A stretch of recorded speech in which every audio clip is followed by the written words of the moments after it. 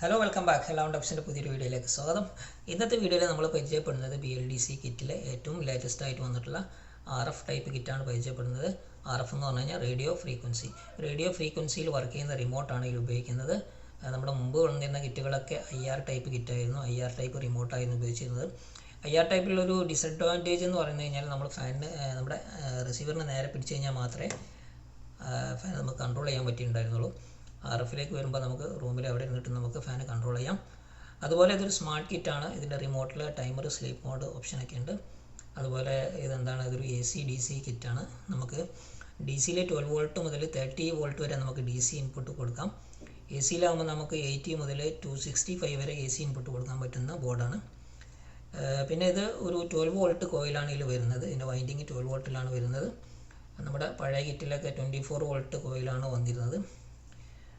പഴയ കിറ്റിൽ നമ്മൾ 12 വോൾട്ടിൽ ഉപയോഗിക്കുമ്പോൾ നമുക്ക് RPM-ൻ്റെ ഒരു വിഷയം വരാറുണ്ട്. ഫുൾ RPM കിട്ടാത്ത പ്രശ്നം വരാറുണ്ട്.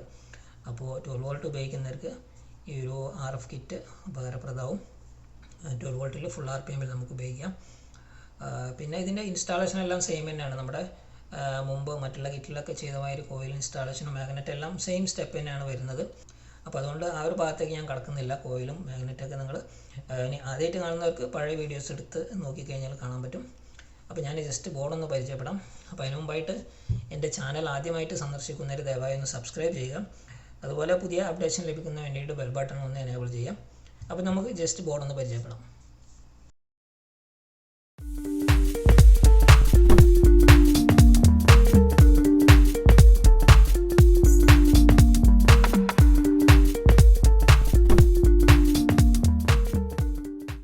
ഇതാണ് ഒരു ബോർഡ്. നിങ്ങൾക്ക് ഇവിടെ രണ്ട് ബോർഡും കാണാം, RF-ഉം കാണാം, IR-ഉം കാണാം.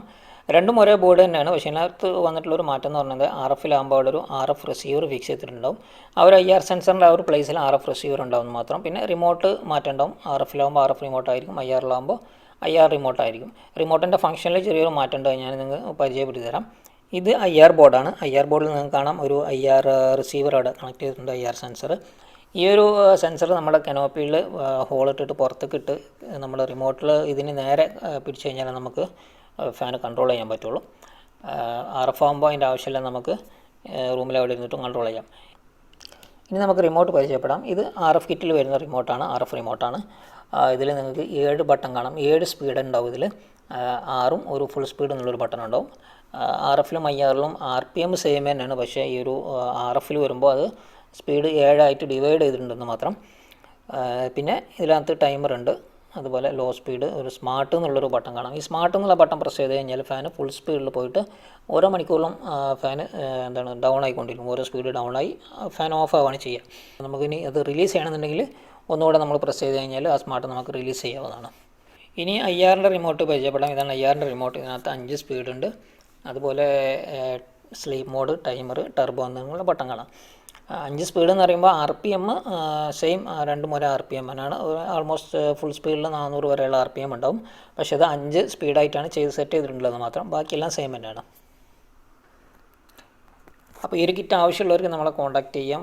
വാട്സപ്പ് നമ്പർ കൊടുത്തിട്ടുണ്ട്, വാട്സപ്പ് ചെയ്യാം. കൂടുതൽ എന്തെങ്കിലും അറിയണമെന്നുണ്ടെങ്കിൽ വാട്സപ്പ് ചെയ്യാം. അപ്പോൾ ഈ വീഡിയോ നിങ്ങൾക്ക് എല്ലാവർക്കും ഉപകാരപ്രദമാണെന്ന് കരുതുന്നു. വീഡിയോയെക്കുറിച്ചുള്ള നിങ്ങളുടെ സംശയങ്ങളും അഭിപ്രായങ്ങളും കമൻറ്റ് ചെയ്യുക. അപ്പോൾ വീണ്ടും അടുത്ത വീഡിയോയുമായി കാണുന്നവരെ good bye. Thank you for watching.